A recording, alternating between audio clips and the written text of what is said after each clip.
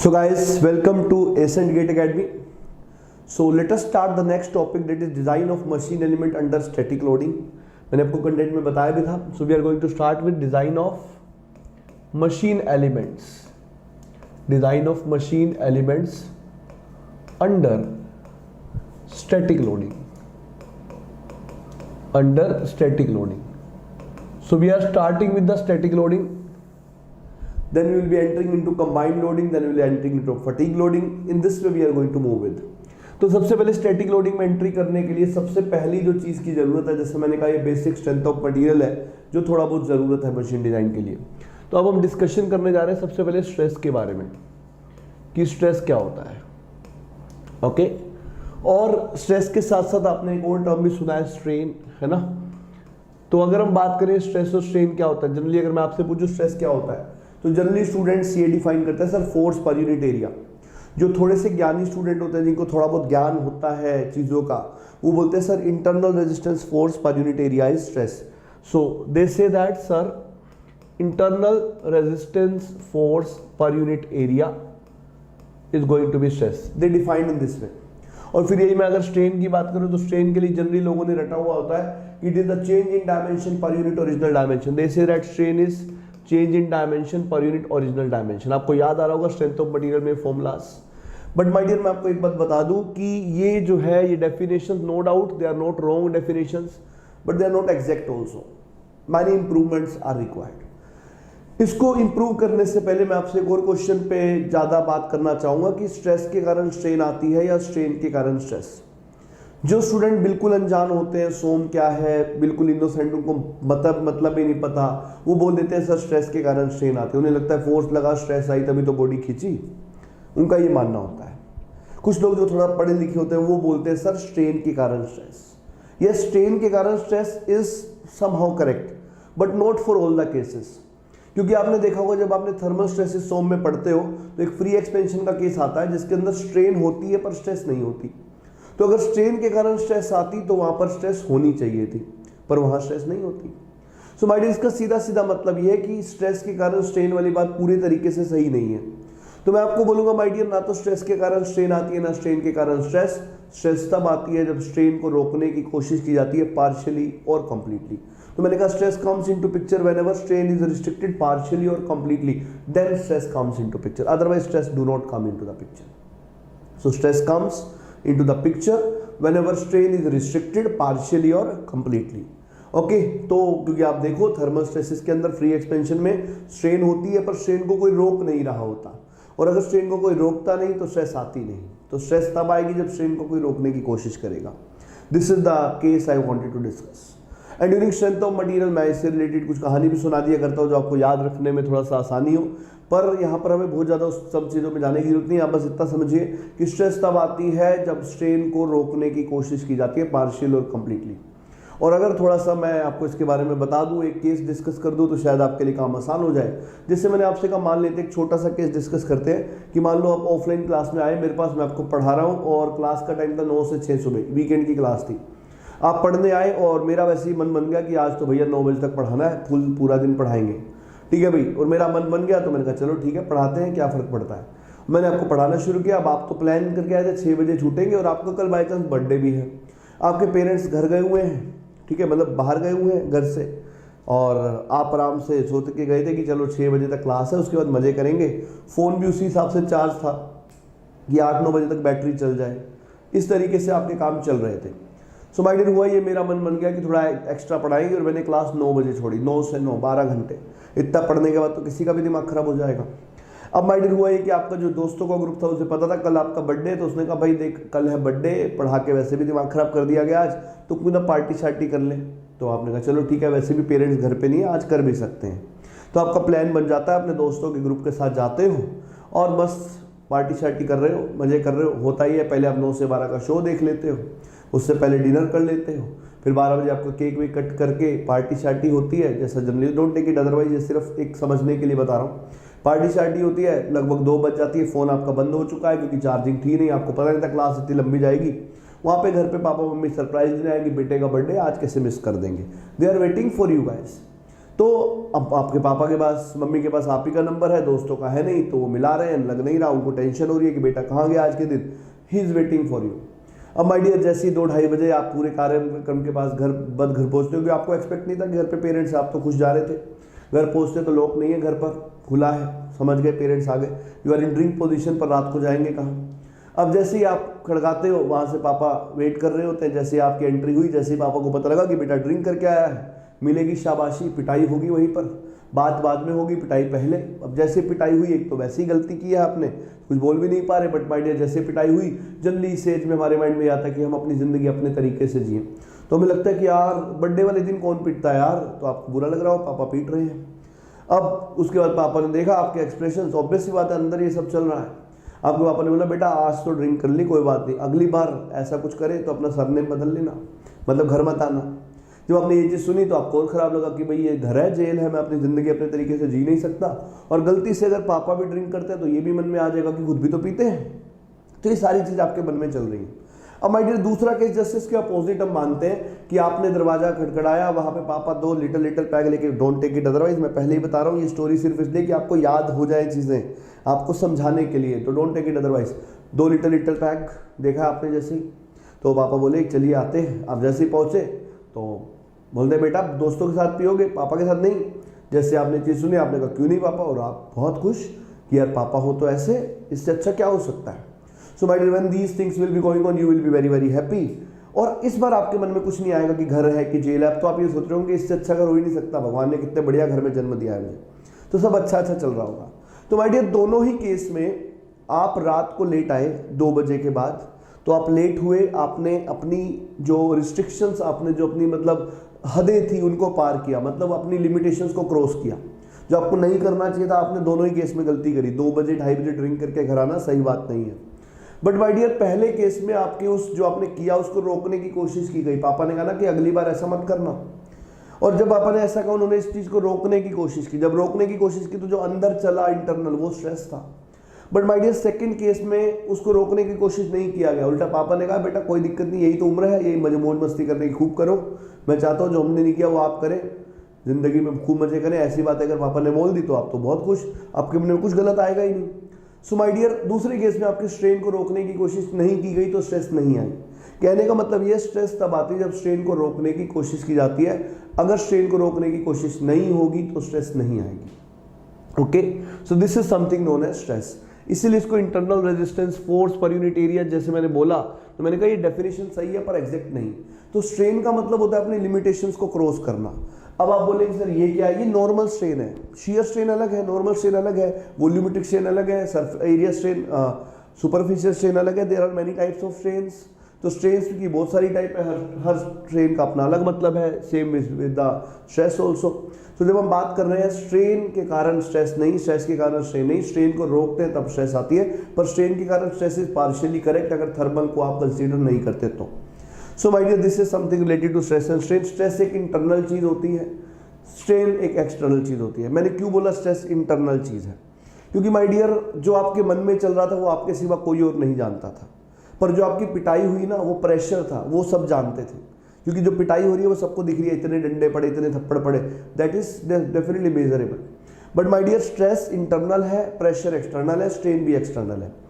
अब आपसे कोई पूछेगी क्या स्ट्रेस को मेजर कर सकते हैं, तो माय डियर स्ट्रेस एक ऐसी क्वांटिटी है जिसको हम मेजर नहीं कर सकते। स्ट्रेन को हम मेजर कर सकते हैं by extensometers, yes we can measure by strain gauges, by strain gauge rosettes we can measure that, but pressure can also measure. My dear अगर आप कभी डॉक्टर के पास कभी किसी पेशेंट को देखा हो आपने, डॉक्टर ब्लड प्रेशर चेक करता है तो रीडिंग बताता है इतनी रीडिंग है, पर जब किसी को टेंशन होती है मनोरोग चिकित्सक के पास जाते हैं ना, तो वो ये बोलता है इनको कि इनको टेंशन है, इनको स्ट्रेस है, वो कभी बताएगा नहीं कितने MPa है, कभी नहीं बोलता 200 MPa, जबकि प्रेशर में वो कुछ रीडिंग दे रहा होता है, क्योंकि माय डियर प्रेशर एक्सटर्नल है, मेजर कर सकते हैं, स्ट्रेस इंटरनल है, मेजर नहीं हो सकती। और अगर कभी किसी दिन कोई डिवाइस बन गई जो स्ट्रेस को मेजर कर ले, माय डियर सुसाइडल केस खत्म हो जाएंगे, सुसाइड होंगी ही नहीं। क्यों? क्योंकि पता लग जाएगा कि स्ट्रेस का लेवल एक लेवल से बढ़ गया है, और जैसे पता लग जाएगा तो उसको उसी तरीके से मेडिसिन दी जाएंगी, भाई इसको तो बेहोश करो कुछ समय के लिए, नहीं तो ये कुछ भी कर सकता है। So my dear stress is internal है, स्ट्रेन एक्सटर्नल, स्ट्रेन को मेजर किया जा सकता है, स्ट्रेस को नहीं। ये कुछ बेसिक डिस्कशन था जो सोम में होता है, मैंने हल्का सा आपके सामने रखा। Internal resistance force per unit area is stress my dear. Okay, तो इसको हम स्ट्रेस बोलते हैं। और अगर आप इसको थोड़ा सा डिफाइन करना चाहते हैं तो एक छोटा सा डेरिवेशन मैं आपको दिखा रहा हूँ, कोई बहुत बड़ी बात नहीं है। मैंने कहा कि एक बॉडी थी, इसके ऊपर ऐसे फोर्स लगा और ये जो लोडिंग है वो एक्सियल है, लेट अस से P is the load acting on this. और मैंने आपसे अभी कहा कि स्ट्रेस तो इंटरनल होती है, तो स्ट्रेस देखनी है तो इस बॉडी को किसी प्लेन के लोग आपको कट करना पड़ेगा। अगर अब आप इस बॉडी को किसी प्लेन के लोग कट करते हैं दो पार्ट्स में, तो आपको जो दो पार्ट्स मिलेंगे वो मैं आपके सामने रख रहा हूं। आई am showing you those two parts. One part is this, second part is this. अब आप किसी भी एक पार्ट को कंसीडर कर सकते हो। मैंने कहा चलो हम फर्स्ट वाले पार्ट को कंसीडर करते हैं। तो आप जानते हो क्योंकि ये जो लोड लगा है, the load is acting in this direction, this is P, तो ये एक्सटर्नल कंडीशन है। इसको रेजिस्ट करने के लिए मटेरियल का हर पॉइंट योगदान देगा। पहले पॉइंट ने योगदान दिया P1 का, दूसरे पॉइंट ने योगदान दिया P2 का, तीसरे पॉइंट ने योगदान दिया P3 का, चौथे पॉइंट ने योगदान दिया P4 का, पांचवें पॉइंट ने योगदान किया P5 का, छठे पॉइंट ने योगदान दिया P6 का। इस तरीके से n नंबर ऑफ पॉइंट्स थे। और मैंने आपसे कहा कि अगर बॉडी इक्विलिब्रियम में, जो कि स्ट्रेंथ ऑफ मटेरियल की बेसिक एजम्पशन होती है कि बॉडी इज इन इक्विलिब्रियम, तो बॉडी का हर एक पार्ट किस में होगा? इक्विलिब्रियम में। और अगर बॉडी का हर एक पॉइंट इक्विलिब्रियम में होगा तो मैं लिख सकता हूं P should be equals to P1 plus P2 plus P3। Obvious सी बात है, अगर रेजिस्टेंस बराबर नहीं हुआ अप्लाइड के, सो माय डियर मटेरियल तो फेल हो जाएगा। तो ऑब्वियसली इसका बराबर होना जरूरी होता है। Okay my dear, so it is going to be necessary P1 plus P2 plus P3 plus dash dash dash. मान लेते हैं n पॉइंट्स हैं। अब मैंने कहा अगर मैं एक एजम्पशन ले लूँ कि मटेरियल जो है वो होमोजीनियस और आइसोट्रोपिक है, तो मतलब मटेरियल थ्रू आउट, ऊपर से नीचे, आगे से पीछे एक जैसा है। अगर ऐसा हो जाएगा माय डियर, तो ये जो P1 है वो P2 के बराबर हो जाएगा, P2 P3 के बराबर हो जाएगा, और ये सारे फोर्सेस बराबर हो जाएंगे। और हम इनको मान लेते हैं कुछ F के बराबर। तो अगर ये सारे F के बराबर है, P1 क्या है? Resistance shown by first point. P2 क्या है? Resistance shown by second point. P3 क्या है? Resistance shown by third point. Pn क्या है? Resistance shown by n point. तो सभी पॉइंट्स अगर F का रेजिस्टेंस शो कर रहे हैं तो मैं लिख सकता हूं P can be written as F plus F plus F plus F up to n times. It is going to be n times of F। So P is n times of F, F is P by n। And my dear सारे points मिलके क्या बनाते हैं? Area. तो वहां से आप लिख देते हो P divided by A। Okay, but my dear असली में तो F है ना स्ट्रेस, असली में तो F है स्ट्रेस। F क्या है? F है internal resistance shown by a point, shown by A point. इसलिए मैंने आपको बोला था कि स्ट्रेस हमेशा पॉइंट पे ही डिफाइन होती है। स्ट्रेस कभी पूरे एरिया या बॉडी के लिए डिफाइन नहीं होती। Stress is always defined at a point. Okay, so my dear, I will be saying that stress is defined at a point. Okay dear, so this is something stress, and strain is crossing your limitation. ये वाली strain, ये strain नहीं है, normal strain है भाई। ये strain की कोई जनरल डेफिनेशन नहीं है ना, ये तो एक स्पेसिफिक टाइप ऑफ स्ट्रेन हो गई। ठीक है भाई, शियर स्ट्रेन इज डिफरेंट। और यहाँ पर सोम वाला पार्ट पूरा मैं डिस्कस नहीं कर रहा हूँ, ये तो थोड़ा सा इंट्रोडक्शन जो मुझे चाहिए है ना, बस उतनी ही बातें करूँगा मैं यहाँ पर। ठीक है, तो ये स्ट्रेस हो गया। और इसके बाद अगर हम बात करें, अब मैं आ रहा हूँ नेक्स्ट हेडिंग पे, जिसका नाम है mode of failures. Next heading is modes of failure. आपको याद होगा ये स्टेप नंबर 5 था शाफ्ट के डिजाइन का, modes of failure. Modes of failure है कि कोई मटेरियल या कंपोनेंट किस किस तरह की स्ट्रेस से फेल हो सकता है। अब यहाँ पर देखो, जो स्ट्रेंथ ऑफ मटेरियल में आप 30 से 40 घंटे में पढ़ते हो, कौन कौन से topic? Simple stress and strain, pure bending, pure torsion, ये सब मैं अगले 15 मिनट में खत्म कर रहा हूँ। अब क्योंकि मैं सोम नहीं पढ़ा रहा ना आपको, मैं क्या पढ़ा रहा हूँ? Machine design. तो इसमें मुझे सोम के जिन फॉर्मूलाज की जरूरत है बस उनका डिस्कशन कर रहा हूँ। क्योंकि वैसे तो मुझे ये भी नहीं करना चाहिए क्योंकि आपने सोम में पढ़ा है, पर इसलिए कर रहा हूँ ताकि जो एमडी में मेरे को जिस लेवल का आपका सोम चाहिए, आप में से अगर किसी ने सोम नहीं पढ़ा, सीधा एमडी पे अगर आ गए हो, तो उतना सोम आपको याद होना चाहिए। आप भूल चुके हो या तो उतना एक बार आपको याद आ जाएगा, तो मेरे लिए भी काम आसान होगा और आप मेरी चीज़ों को समझ पाओगे। क्योंकि उस लेवल पे सोम होगा तभी, मेरे लेवल पे सोम जानोगे तभी तो मेरे लेवल पे एमडी पढ़ पाओगे, तो उसलिए वो ज़रूरी है। So my dear, modes of failure की अगर हम बात करें तो जो सबसे पहला मोड ऑफ फेलियर हम पढ़ते हैं सॉम के अंदर वो होता है normal stress. It is normal stress. If you are talking about normal stress, so my dear देखते हैं क्या कहना चाह रहा हूं मैं. सो ये मेरे पास एक बॉडी है, एक मेंबर, और जैसे ही मैंने इस मेंबर के ऊपर एक एक्सियल लोडिंग लगा दी, अब ये डिफाइंड हो गया कि ये एक बार है, क्योंकि जब हम किसी मेंबर पे एक्सियल लोड लगाते हैं तो उसको बार कहते हैं. एंड माय डियर, इस एक्सिस को बोलते हैं उसकी लॉन्गिट्यूडनल एक्सिस. ये सारी बातें हमको पता है. तो यहां पर जो स्ट्रेस का डिस्ट्रीब्यूशन आता है, अगर इस बॉडी का area of cross section A है, तो जो स्ट्रेस का डिस्ट्रीब्यूशन आता है अगर मैं किसी भी सेक्शन पे आपको दिखाऊं तो it comes in this way. It comes in this way. Okay,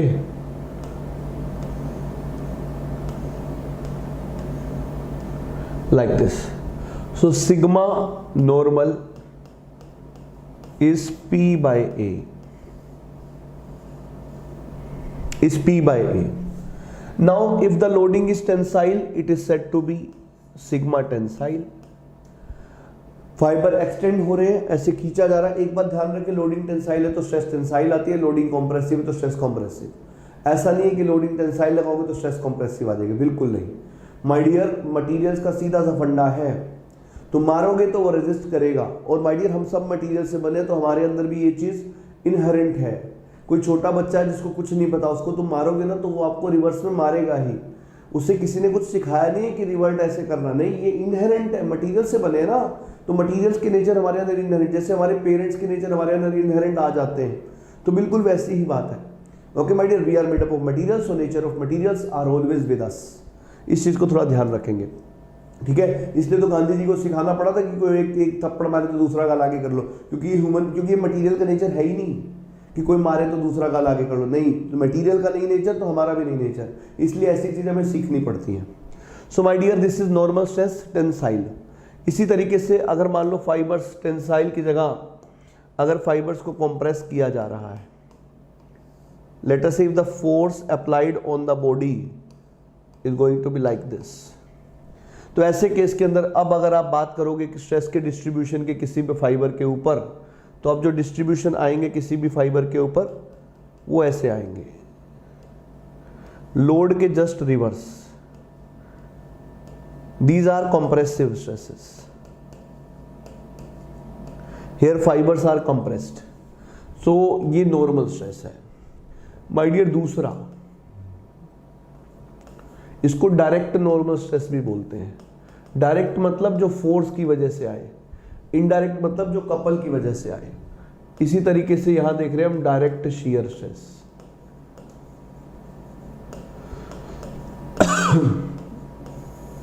direct shear stress. So my dear, अगर हमारे पास ये एक मेंबर है और इस मेंबर पे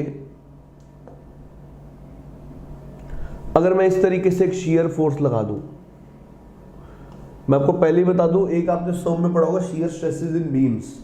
वहां पर हम स्ट्रेस का वेरिएशन देखते हैं through out the depth, but वो तब होता है जब क्रॉस सेक्शन बहुत बड़े हो. बीम्स के केस में हम यहाँ पर मशीन डिजाइन में जो क्रॉस सेक्शन पढ़ते हैं वो बहुत छोटे क्रॉस सेक्शंस होते हैं, तो उन क्रॉस सेक्शन पे हम थ्रू आउट स्ट्रेस को यूनिफॉर्म जैसे ही मान लेते हैं. मतलब हम एवरेज स्ट्रेस का कैलकुलेशन करते हैं, हम through out the depth variation को नहीं कंसीडर करते हैं यहाँ पर. ओके, मतलब यहाँ पे हम स्ट्रेस को सिंपल फोर्स बटे एरिया ही कंसीडर करते हैं. अदरवाइज आपने पढ़ा है जो शियर स्ट्रेस के लिए आप निकालते थे वो आता था SA वाइबर by INA-B. But machine design में क्योंकि हम जिन कंपोनेंट्स की बात कर रहे हैं उनके क्रॉस सेक्शंस बहुत छोटे हैं, बीम की तरह बड़े क्रॉस सेक्शंस नहीं है यहाँ पर, इसलिए हम इस तरह का डिस्कशन यहाँ पर बहुत ज़्यादा नहीं करते. हम यहाँ पर यही मान के चलते हैं कि थ्रू आउट द स्ट्रेस जो है वो एवरेज स्ट्रेस ही आ रही है.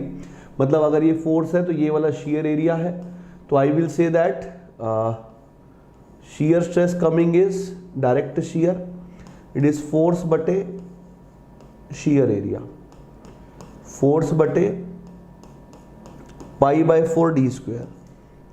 सो tau direct is 4p by pi D square.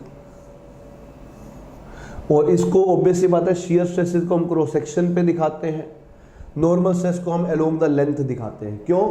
क्योंकि स्ट्रेसेस वहां दिखाई जाती हैं जिसके वो पैरेलल होती हैं। नॉर्मल स्ट्रेसेस पैरेलल है लॉन्गिट्यूडनल एक्सिस के, इसलिए उनको अलोंग द लेंथ दिखाते हैं। शियर स्ट्रेसेस पैरेलल है क्रॉस सेक्शन के, इसलिए इनको अलोंग द क्रॉस सेक्शन दिखाते हैं। क्योंकि अगर आप इसको क्रॉस सेक्शन पे दिखाओगे तो माय डियर कैसे दिखाओगे? डॉट क्रॉस से दिखाना पड़ जाएगा आपको, इनसाइड आउटसाइड, है ना। और अगर आप इसको लेंथ पे दिखाओगे तो लेंथ पे डॉट क्रॉस आ जाएगा। तो ये अच्छा रिप्रेजेंटेशन नहीं है। अब इसको देख के पता लग रहा है कि अच्छा इतना मैग्नीट्यूड है, ये डायरेक्शन है। क्रॉस डॉट में तो बड़ा दिक्कत है, डायरेक्शन पता लगेगा, मैग्नीट्यूड पता ही नहीं लगेगा। तो इसलिए हम उसको ऐसे ना दिखाकर क्रॉस सेक्शन पे दिखाते हैं, क्योंकि shear stress parallel to cross section होता है। तो we will assume it in this way, कि ये हमने लगाया था एक फोर्स P, और जो इसके बदले में स्ट्रेस आएगी वो ये आएगी।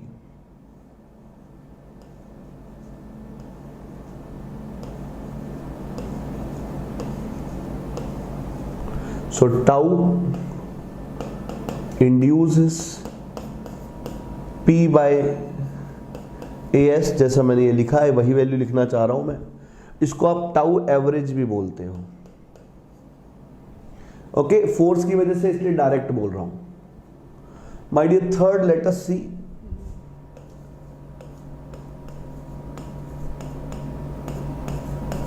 Indirect normal stress.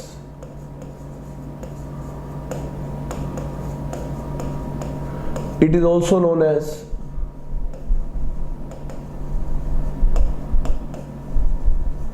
Bending stress. Okay my dear, indirect मतलब कपल की वजह से आएगी। इनडायरेक्ट मतलब कपल की वजह से, डायरेक्ट मतलब फोर्स की वजह से। चलिए शुरू करते हैं फिर। ये मेरे पास एक मेंबर है इस तरीके से, ये इसकी लॉन्गिट्यूडनल एक्सिस है और ये एक बेंडिंग कपल लगा हुआ है। ठीक है भाई, तो हमने पढ़ा है MR by INA sigma B by Y E by R। This equation is said to be Euler Bernoulli bending equation. और यहां से हम बेंडिंग स्ट्रेस किसी भी फाइबर पे पता लगा सकते हैं, जो कि होती है MR into Y upon INA। तो आप देख सकते हो बेंडिंग स्ट्रेस जो है वो डायरेक्टली प्रोपोर्शनल टू y है। यहाँ y होता है distance from the neutral fibre और न्यूट्रल एक्सिस। तो मैं अब ये भी बताऊंगा न्यूट्रल फाइबर और न्यूट्रल एक्सिस क्या होती है। Let me show you that. Okay, I am telling you that. So my dear, इसके लिए मैं पहले आपके सामने एक बीम बना देता हूं, तो आपके लिए समझना आसान हो जाएगा। This is the beam we are going to make it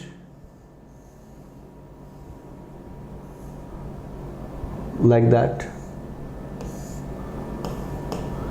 okay, और इसमें एक बीच में अलग से फाइबर बना रहा हूं। रीजन है इसको बनाने का, अभी बता रहा हूं। अब आपको पता है अच्छे से कि बेंडिंग मोमेंट लगा ऐसे, तो ये जब बेंडिंग मोमेंट लगेगा तो ऊपर वाले फाइबर, जिसको मैं टॉप फाइबर बोल रहा हूं, ये होंगे किसके अंदर?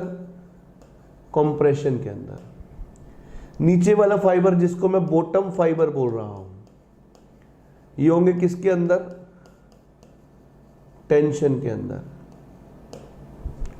एक फाइबर ऐसा होगा जिसमें ना तो टेंशन होगा ना तो कंप्रेशन, इसको हम बोलते हैं neutral fibre.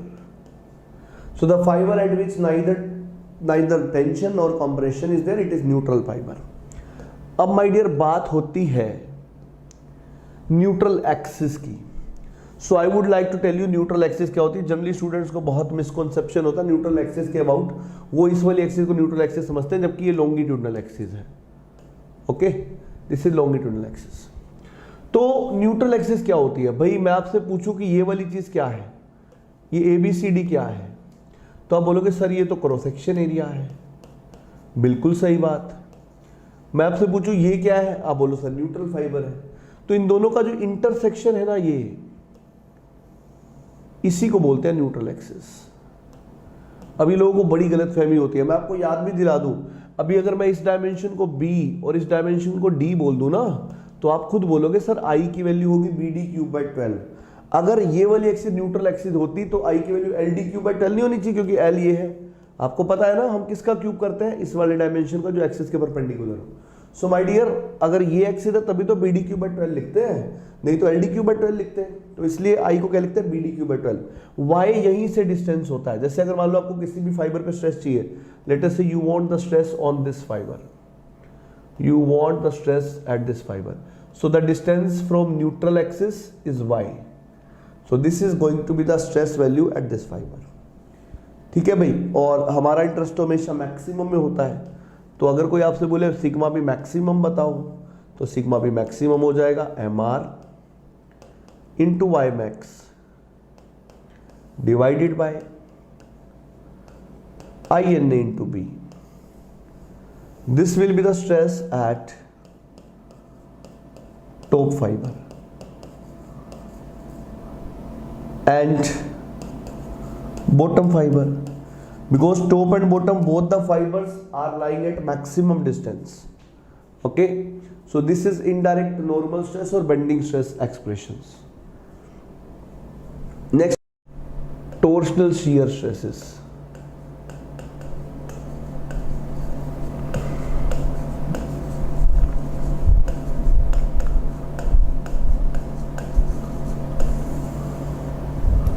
Torsional shear stresses,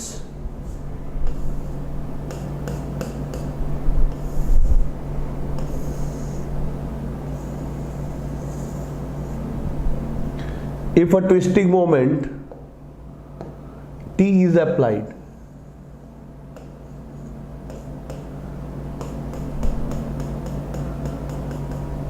so you know that torsion, twisting moment, this is again longitudinal axis। सो इसके लिए टॉर्शनल इक्वेशन दी गई, ये चौथे टाइप की स्ट्रेस है। टॉर्शनल इक्वेशन क्या बोलती है, T/J tau by R, tau max by R max G theta by L। Okay dear, so T is the twisting moment, J is polar area moment of inertia, J को आप IZZ भी लिखते हो, longitudinal axis के about I की value है ये। Tau is the shear stress at a fibre which is R distance apart, और tau maximum is the maximum value of shear stress which is at the outer most fibre. G is basically the modulus of rigidity, theta is angle of twist and L is the length of the shaft. Okay, तो ये सारी चीजें हमको पता है, ये आपने सोम में पढ़ी है इक्वेशन। ओके, सो T क्या है, twisting moment, tau is shear stress. तो अब इस केस में आप देख सकते हो कि अगर मैं बोलूं G तो कांस्टेंट है, लेंथ इज कांस्टेंट, और एक बार T लगा दिया तो थीटा भी कांस्टेंट ही मानो, एक बार T लग गया, जो थीटा ट्विस्ट हो रहा था हो गया, तो फिर आप लिख सकते हो ना tau is G theta by L into R। From here tau is directly proportional to R, so tau can be written as C times R, C is constant, R is 0, tau is 0, R is maximum, tau is maximum. तो यहीं से हमारे पास आता है कि tau by R is tau max by R। Shear stress है तो क्रॉस सेक्शन पे दिखाऊंगा, शियर स्ट्रेस है तो क्रॉस सेक्शन पे दिखाऊंगा। दिखाने का तरीका देख लो, ये क्रॉस सेक्शन है, शियर स्ट्रेस को आप किसी भी डायमीटर पे दिखा सकते हो, किसी भी डायमीटर पे दिखा सकते हो। तो जब हम शियर स्ट्रेस को दिखाएंगे तो दिखाने का तरीका होता है, देखो ये है centre, radius perpendicular, radius perpendicular, centre पे 0 है, लीनियरली वेरिएशन है। लीनियर वेरिएशन कैसे पता लगा, R की पावर 1। तो my dear, these are the shear stress distribution, और आप ये किसी भी डायमीटर पे बना सकते हो। खास बात ये है इसके बारे में, जैसे अगर आपने कहा सर किसी और डायमीटर पे बात करो, तो बिल्कुल ये रहा। इस वाले डायमीटर में बात कर लेते हैं। So twisting moment is acting like this. तो अगर आपको दिखाना है इस पर शियर स्ट्रेस का distribution, so you will be showing in this way.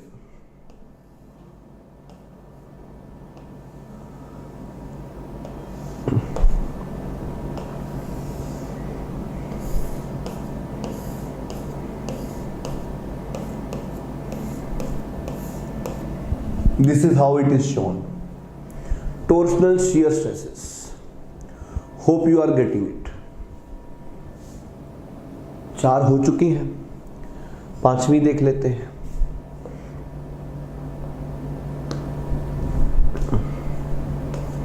It is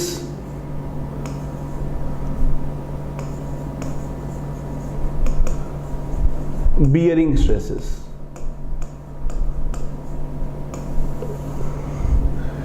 ये बियरिंग्स के अंदर आती हैं। बियरिंग्स आपको पता है, वैसे तो मैं बहुत डिटेल चीज होती है, बियरिंग को बियरिंग में ही पढ़ेंगे। जो डेफिनेशन मैं बता रहा हूँ बहुत रिस्ट्रिक्टेड, लिमिटेशन, छोटी सी डेफिनेशन है। इसकी डेफिनेशन इससे कहीं ज़्यादा वास्ट है, मैं आपको ये बात पहले क्लियर कर देना चाहता हूँ। तो जो डेफिनेशन मैं दे रहा हूँ वो बहुत छोटा बच्चा डेफिनेशन है, पार्ट ऑफ द बियरिंग बोलूँगा मैं उसको। हम बात कर रहे हैं bearing with respect to shaft. तो बियरिंग एक ऐसा एलिमेंट होता है जो शाफ्ट जैसे सर्कुलर रोटेटिंग एलिमेंट को सपोर्ट करता है, और बियरिंग जब इस एलिमेंट को सपोर्ट करता है तो सपोर्ट करते हुए वो इसके मोशन को कन्फाइन भी करता है और अप्लाइड फोर्स की डायरेक्शन में मोशन को नहीं होने देता। जैसे मैंने आपसे कहा कि ये मेरे पास शाफ्ट है, दिस इज अ शाफ्ट, और अगर ये शाफ्ट है तो ये बियरिंग है।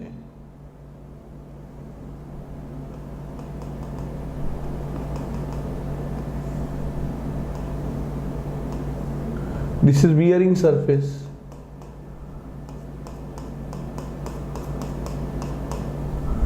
ओके, तो अगर इस शाफ्ट पे इस तरीके से रेडियल लोड लग रहा है तो ये बियरिंग इसको बियर कर रहा है।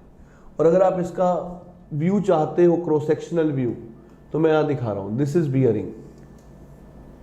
Bearing is always fix. Inside the bearing it is shaft, and in between them there is lubricant.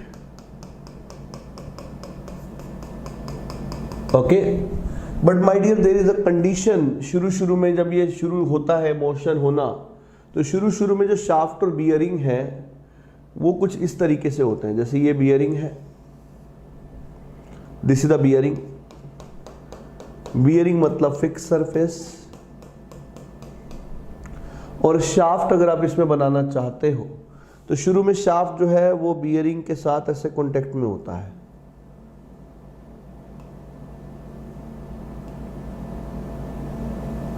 Like this, like this. तो ये कांटेक्ट यहां से शुरू हुआ और यहां पे खत्म हो गया।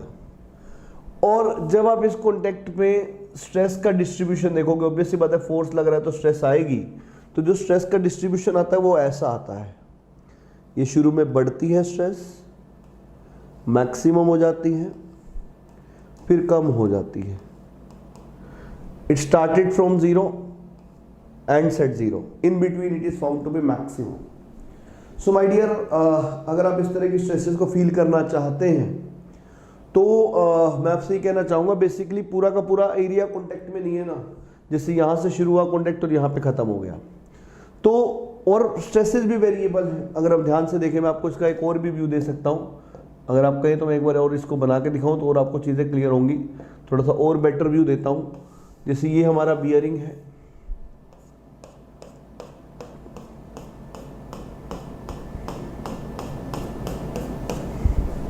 और शाफ्ट कुछ इस तरीके से। So I am showing you in this way now.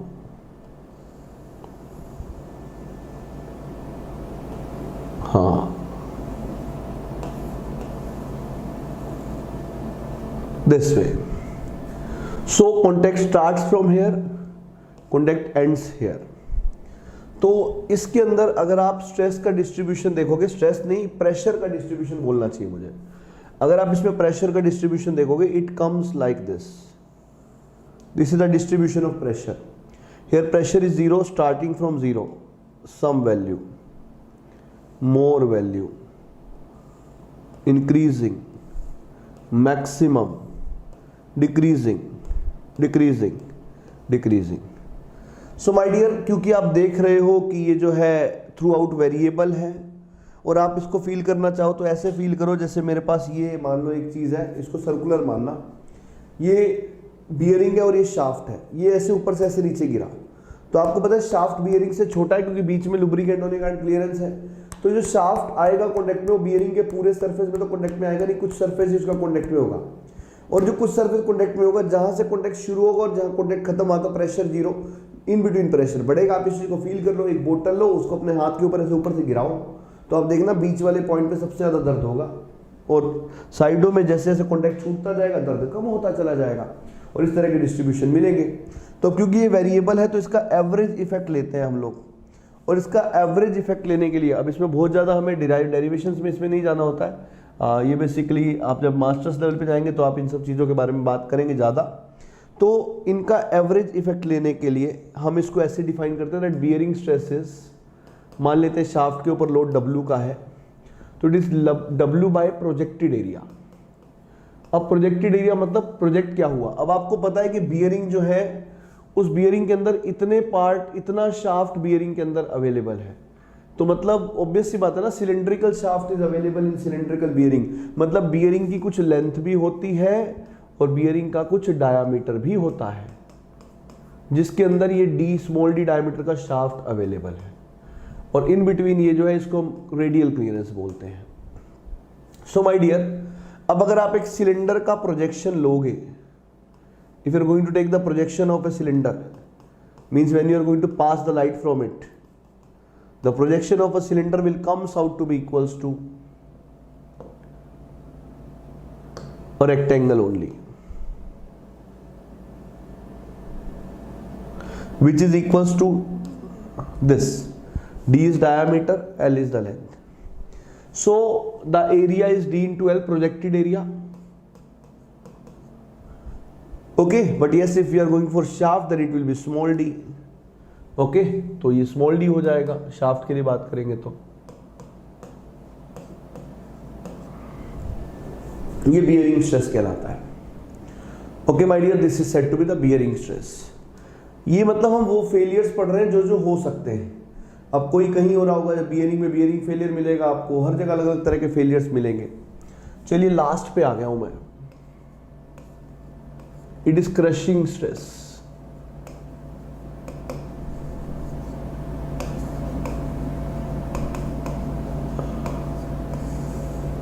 These are modes of failure going on. Crushing failure my dear, अगर आपने देखा हो कभी बिस्लेरी की बोतल आपने खरीदी हो, तो जो बिस्लेरी की बोतल होती है या फिर आप कभी रेल नीर की बोतल ले, जो भी आती है पीने वाली बोतल, उसमें लिखा होता है क्रश द बोतल आफ्टर यूज, क्रश ही लिखा होता है हमेशा. सो माय डियर, मैं आपको बता दूं क्रशिंग और बियरिंग दोनों एक जैसे होते हैं. कैसे मैं बता रहा हूं, फिर नाम क्यों अलग है वो भी बता रहा हूं. मैंने आपसे कहा ये है मेरे पास एक प्लेट, ये है दूसरी plate, then there is a hole between the plates. अब इस होल में हम रिवट डाल देते हैं. Rivet is like this, rivet is like this.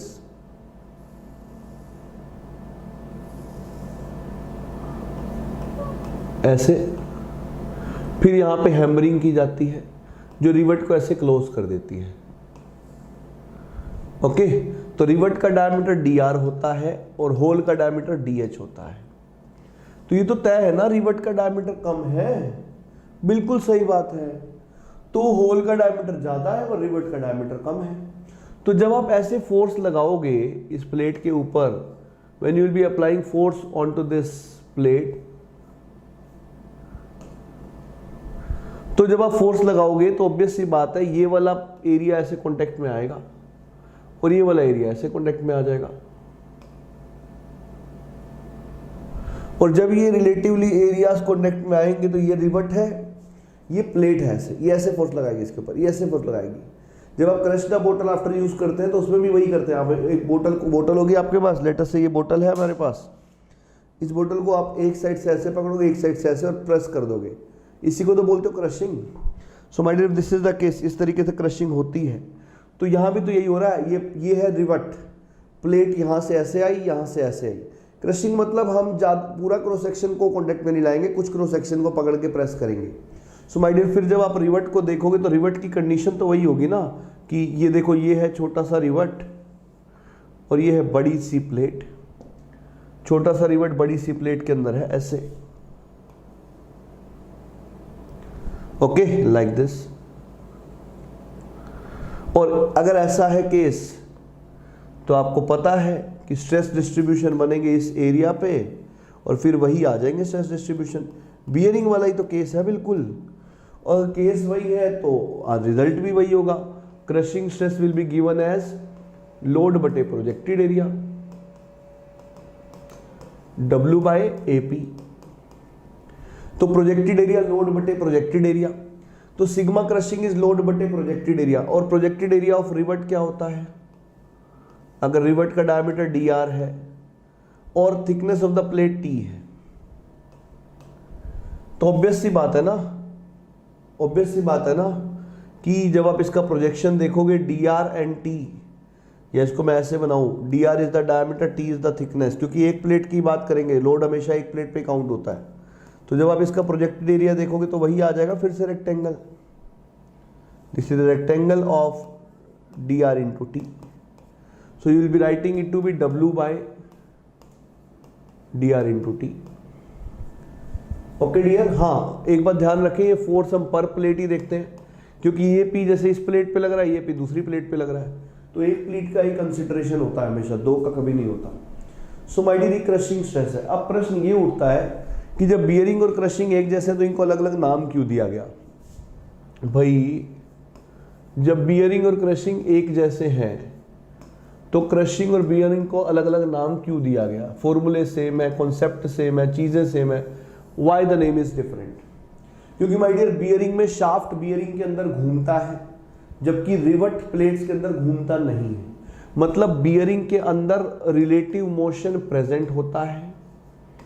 In bearing relative motion is present,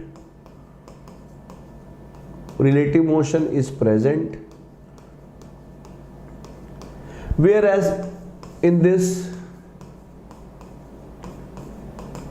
relative motion is not present. So my dear, this is the basic difference between bearing and crushing। इसीलिए इस bearing में आने वाली stress को हम bearing pressure बताते हैं और रिवट में आने वाली स्ट्रेस को क्रशिंग स्ट्रेस। मतलब दोनों का सेम ही होता है। सो माय डियर, ये आपका स्टेप नंबर 5 था शाफ्ट डिजाइन का, या किसी भी कंपोनेंट के डिजाइन का देखा था आपने। तो मोड्स ऑफ फेलियर के साथ स्टैटिक लोडिंग का पार्ट हमारा यहाँ पर कंप्लीट हो गया है। अब स्टैटिक लोडिंग की एक असाइनमेंट हम देखेंगे, मतलब कुछ क्वेश्चंस होंगे, मैं पीपीटी पे क्वेश्चन आपको दिखाते हुए सोल्व करूंगा। और हर चैप्टर को हम ऐसे ही करेंगे, पहले थ्योरी पार्ट फिर उसका क्वेश्चन एयर में प्रीवियस ईयर्स गेट भी सारी टाइप्स इंक्लूड होंगी और उसके अलावा जो आ सकते हैं वो भी इंक्लूड होंगे। मैंने पहले कहा ये टॉपिक छोटे छोटे हैं, static loading, combined loading, theory of failure से बड़े टॉपिक शुरू होंगे, तब तक छोटे छोटे टॉपिक्स हैं, तो माइंड नहीं करना, जो है वही तो पढ़ेंगे ना। ये छोटा टॉपिक, कंबाइंड लोडिंग भी छोटा टॉपिक, थ्योरी ऑफ फेलियर बड़ा टॉपिक, फिर फटीग लोडिंग बड़ा टॉपिक, फिर उसके बाद ब्रेक, शाफ्ट, वो फिर आगे बड़े टॉपिक्स हैं। तो इसके बाद एक छोटा टॉपिक और है कंबाइंड लोडिंग, आगे सारे बड़े टॉपिक हैं। कंबाइंड लोडिंग पे सोम का रिवीजन खत्म, एमडी स्टार्ट। चलिए guys, so good bye for this session. मिलते हैं क्वेश्चन ईयर के अंदर असाइनमेंट सेशन में। ओके।